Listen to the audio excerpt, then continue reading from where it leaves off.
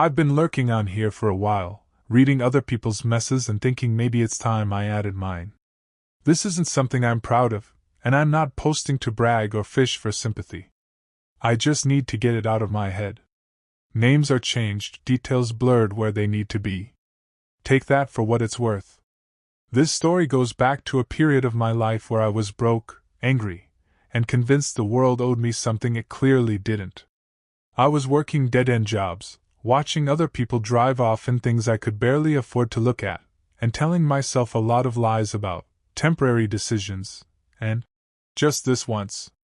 The crime I'm talking about happened at a car dealership, and yeah, it involved stealing a car and selling it quietly afterward. At the time, I justified it by saying no one would really get hurt. Big business, insured inventory, faceless systems. I told myself I was smarter than the system, that I could dip in and out without leaving a ripple. Looking back, that mindset was the most dangerous part of all of it. What sticks with me isn't just what I did, but who I was becoming when I decided to do it. This was one of those moments where a line gets crossed, and even if you step back later, you still know exactly where that line is forever. The idea didn't hit me all at once. It crept in slowly, like a bad habit you pretend you don't notice. I drove past that dealership every day on my way to work, windows down, radio half broken, pretending I wasn't staring. Rows of clean cars, keys jingling somewhere behind glass, salespeople who looked way too comfortable for people selling six-figure debt with a smile. At first, it was just resentment. Then it turned into curiosity. Then into those quiet, what if, thoughts you push away until one day you don't. I started paying attention, not in a mastermind way, more like someone with too much time and not enough sense. I noticed patterns. Shift changes. How busy weekends were capes and weekdays felt almost sleepy. I told myself I was just observing, nothing more. The planning phase was less Ocean's 11 and more internal debate. I'd lie awake at night arguing with myself. One side saying, "You're not a criminal. This isn't you." The other side saying, "You're already desperate. This is just logistics." Every bill I couldn't pay tipped the scale a little more. I didn't write anything down. No diagrams, no checklists. That felt too real, too incriminating. Everything stayed in my head, bouncing around with equal parts excitement and dread. I kept telling myself I could back out at any time, which, in hindsight, is what people say right before they don't. Once I crossed that mental line, preparation became less about skill and more about nerve. I didn't suddenly become some criminal genius. I just started making small, quiet adjustments to my life, the kind that feel harmless until you stack them together. I cleaned out my schedule. Took a day off work under the excuse of being sick. Even practiced sounding hoarse on the phone. I made sure my phone was fully charged, turned off anything that might draw attention, and wore clothes I'd blended into a crowd 100 times before. Nothing dramatic. That was the point. I wanted to look forgettable. I also rehearsed conversations in my head. Normal ones? Boring ones? If someone spoke to me, I'd be ready to sound like I belonged there. I practiced calm in the mirror, told myself to slow my breathing, to not fidget. I remember thinking that if I could just act like I deserved to be there, no one would question it. The night before, I barely slept. Not because I was panicking, but because my brain wouldn't shut up. Every scenario played on repeat, walking away, getting caught, succeeding, ruining my life. By morning, I was exhausted and oddly numb, which I mistook for confidence. That should have been my warning sign. Instead, I took it as proof I was ready. Pulling into the dealership felt surreal, like I'd wandered onto a movie set where everyone else had a script and I was improvising. Sun was out, flags snapping in the wind, balloons tied to antennas like this was some kind of celebration. I remember thinking how absurd it was that something so normal-looking could be the backdrop for the worst decision I had made up to that point. My heart kicked up the second I stepped out of my car. Not pounding, buzzing. Like I'd had too much caffeine and nowhere to put the energy. I forced myself to walk slowly, hands in my pockets, eyes forward. I didn't want to look sneaky. I wanted to look bored. A salesperson nodded at me from a distance, that automatic, professional half-smile. I nodded back, casual, like I'd done this 1,000 times.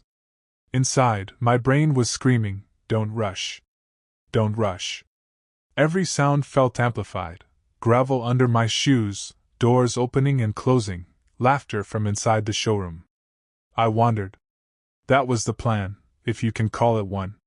Just another guy killing time, pretending to compare models, pretending to care about mileage and trim packages. The longer I stayed unnoticed, the more dangerous my confidence became. Each minute that passed without incident made me feel invisible. That's the thing no one tells you about moments like this. The scariest part isn't the fear. It's the moment when the fear starts to fade. I eventually settled on one car, not because it was special, but because it was there.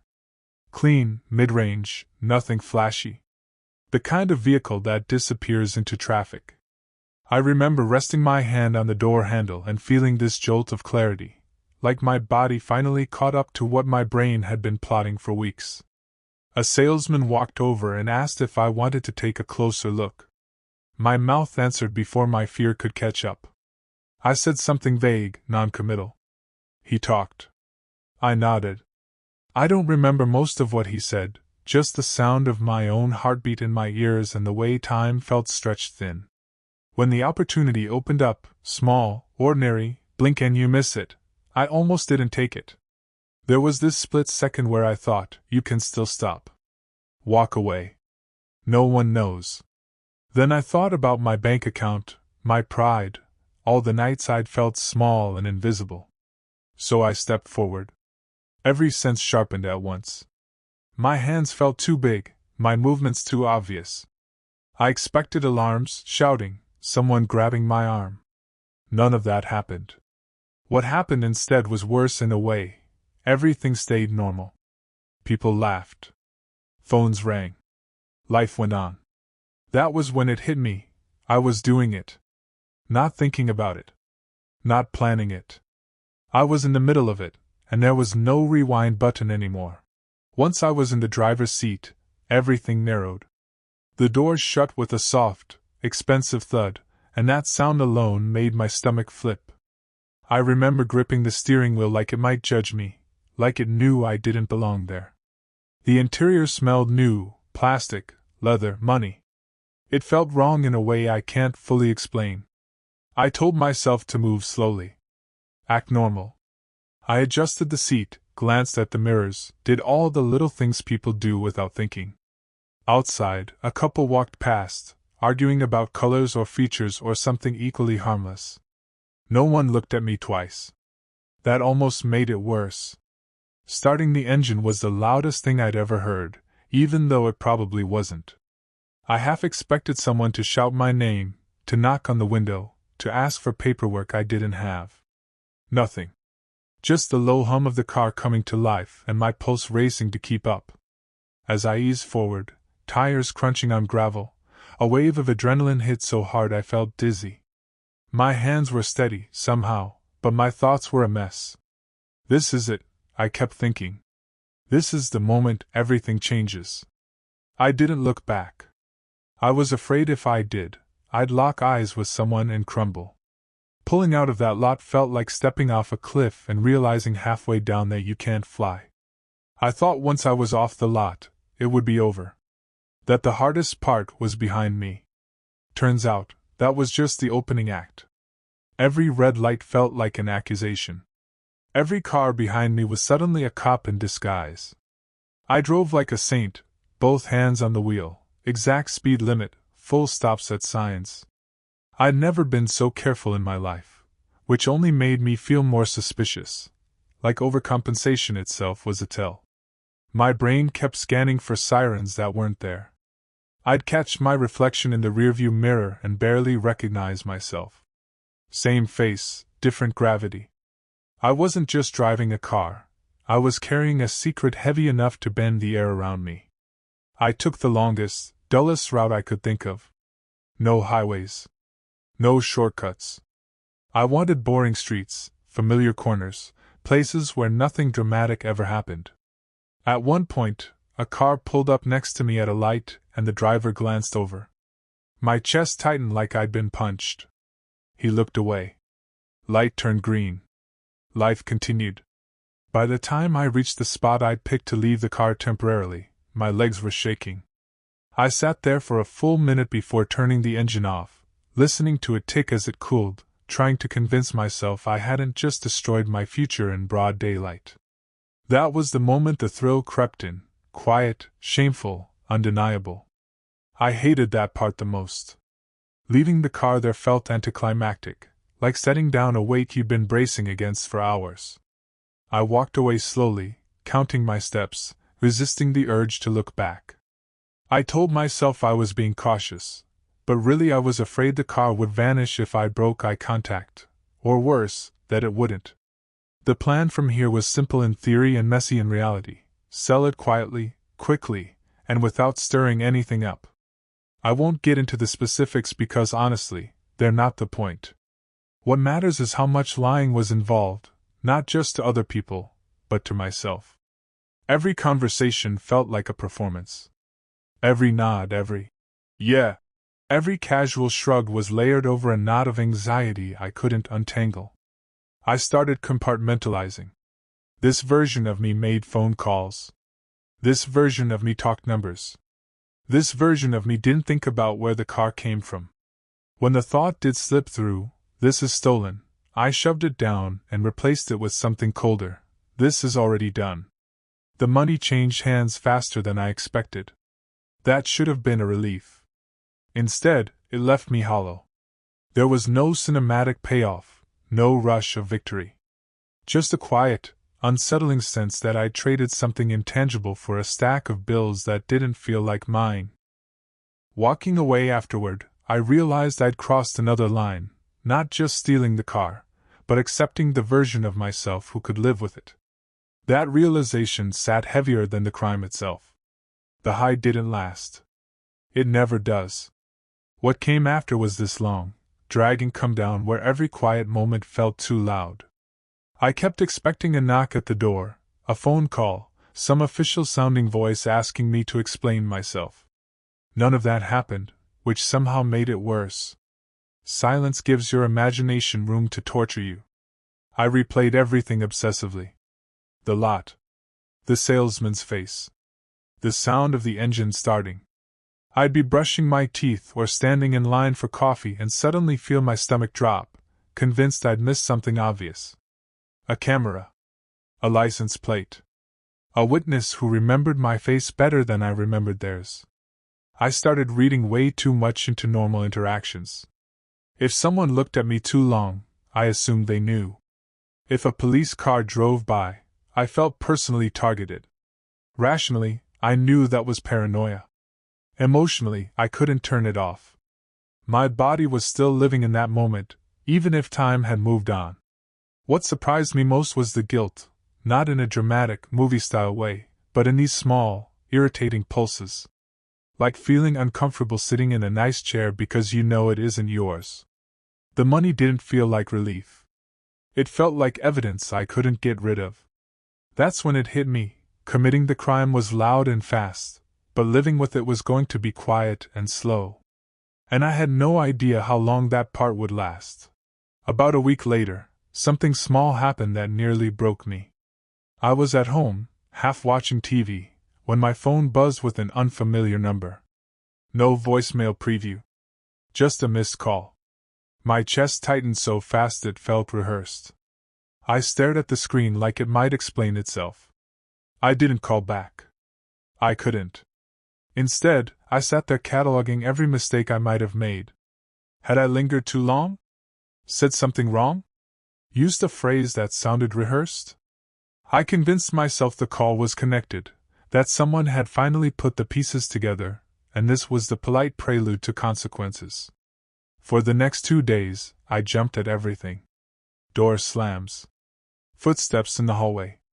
The hum of a car slowing down outside. I rehearsed explanations I knew wouldn't hold up, trying to sound innocent even in my own head. I told myself I'd cooperate, that honesty might soften the blow. I also told myself I'd deny everything. Both plans existed at once, equally fragile. The number never called back. No one showed up. Life, again, continued. Eventually, I checked online and realized it was probably a spam call. That realization didn't bring relief so much as exhaustion. I'd been living at a constant hum of fear, and my nervous system didn't know how to stand down. That's when I understood something important. Even if you get away with it, your mind doesn't always believe that you have. After that scare, something in me shifted. Not dramatically, not all at once, just a slow sag, like a structure realizing it's been carrying too much for too long. I started sleeping badly. When I did sleep, I'd dream about mundane things going wrong, doors that wouldn't lock, engines that wouldn't start, conversations where I couldn't remember my own name. People around me noticed before I did. A friend asked if I was okay because I seemed distracted. Another joked that I looked like I was waiting for bad news. I laughed it off, but the truth was I was waiting. I just didn't know for what. Consequences don't always announce themselves. Sometimes they seep in. I tried to spend the money like normal. Groceries, bills, a couple things I'd put off replacing. Every purchase felt slightly off, like I was using counterfeit bills only I could see. I'd catch myself hesitating at the register, wondering if the cashier could somehow tell. It was irrational, but guilt isn't logical, it's persistent. The worst part was realizing I couldn't talk about it. Not really. I could vent about stress, about work, about life in general, but the core of it stayed sealed. Carrying a secret like that isolates you in ways you don't expect. You're surrounded by people, but you're alone with the version of yourself they don't know exists. By then, I wasn't afraid of getting caught as much as I was afraid of what this said about me. That I'd done it. That I could do it. And that scared me more than any knock at the door ever could. At some point, I decided the only way forward was to pretend it had never happened. Not in a denial way, more like emotional duct tape. I stopped replaying the details on purpose. When my mind drifted back to the dealership, I'd redirect it, sometimes out loud, like I was training a dog not to chew furniture. I changed routines. Took different routes. Cleaned my apartment obsessively, as if order in my physical space could cancel out the disorder in my head. I even considered doing something symbolic, like donating part of the money or throwing something away, but I never followed through. That would have meant acknowledging the weight of it, and I wasn't ready to lift that again. On the surface, things improved. I laughed more. Slept a little better. The edge dulled. I started believing I'd actually pulled it off, not just the crime, but the aftermath. That belief came with a quiet, dangerous comfort. It's amazing how adaptable the human brain is when it wants peace. But burying something doesn't make it disappear. It just puts it somewhere dark, where it can change shape. Every time I heard a story about theft or saw a headline about someone getting caught years later, my stomach tightened. I'd tell myself, that's not me anymore. The problem was, I wasn't entirely sure who me was anymore.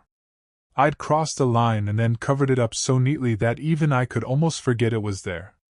Almost. Time has a way of putting distance between you and your actions, but it also sharpens perspective. Months later, I overheard someone at work complaining about a stolen car. Just a passing conversation, nothing dramatic. But the way their voice tightened, the mix of anger and disbelief, hit me harder than any siren ever could. I remember standing there, nodding along, offering the right noises of sympathy, while something inside me shrank. For the first time, I wasn't the protagonist of my own story. I was just the other guy. The one who caused a problem and then walked away from it. Seeing it reflected in someone else's frustration made my justifications feel thin, almost childish. That night, I caught my reflection in a store window and didn't like what I saw.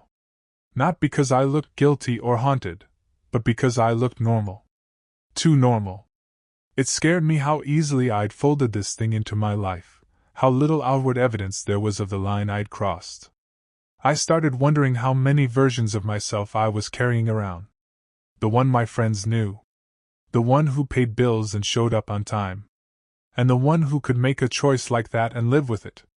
Keeping them separate took effort. More effort than I expected. That's when I realized this wasn't just a story about a crime anymore. It was a story about identity, and how quietly it can change if you're not paying attention. I never got arrested for it. No charges. No courtroom drama. From the outside, it probably looks like I got away clean. That's the lie I used to tell myself, anyway. What it took from me was subtler. It took a kind of ease I didn't realize I valued until it was gone. I became cautious in ways that had nothing to do with safety, double-checking myself, second-guessing motives, wondering if any decision I made was sliding me closer to a version of myself I didn't want to meet again. I'd feel that old buzz sometimes, the memory of adrenaline, and I hated that I recognized it. It also stripped away my favorite excuse, that I was just unlucky. After that day, I couldn't blame the universe as easily. I'd made a choice. A deliberate one. And while that gave me an uncomfortable sense of responsibility, it also killed the fantasy that I was somehow different from people who screw up worse than I did. The gap wasn't as wide as I'd thought. I tried to tell myself I'd paid my dues emotionally, that the anxiety and guilt were the price and we were square. But deep down, I knew that wasn't how it worked. You don't get to balance a moral ledger just because you feel bad enough for long enough. By the time I stopped thinking about the dealership every day, I'd already changed. Quieter. More watchful. Less certain of my own narratives. That might sound dramatic, but it's true. Some experiences don't explode your life. They erode it, grain by grain. I'm older now. Not dramatically wiser, not redeemed by some grand gesture, just more aware. That's the real ending to this story. Awareness. The kind that makes it hard to lie to yourself without flinching. If there's a lesson here, it's not. Crime doesn't pay. That's too neat, too cinematic. Sometimes it does, at least in the short term. The real warning is this: the moment you convince yourself you're the exception, you're already in trouble. The moment you say, "This isn't who I am," while actively becoming that person, you've split yourself in two. Living like that is exhausting. I won't pretend I didn't feel a thrill. I did. I won't pretend guilt fixed everything. It didn't. What changed me was realizing how easy it was, how ordinary I still looked, how quickly the world moved on. That scared me more than getting caught ever could have. If you're reading this and standing on the edge of a just this once decision, here's my advice: don't romanticize the aftermath. Don't assume you'll return to who you were. You'll carry it, quietly, into places you didn't invite it. And one day, you'll recognize yourself a little less. This is one story out of many I could tell. Not the worst thing I've done. Not the best lesson I've learned. Just one moment where I crossed a line and learned that even if no one else sees it, you always do. Thanks for reading. If nothing else, writing this reminds me why I don't want another story like it.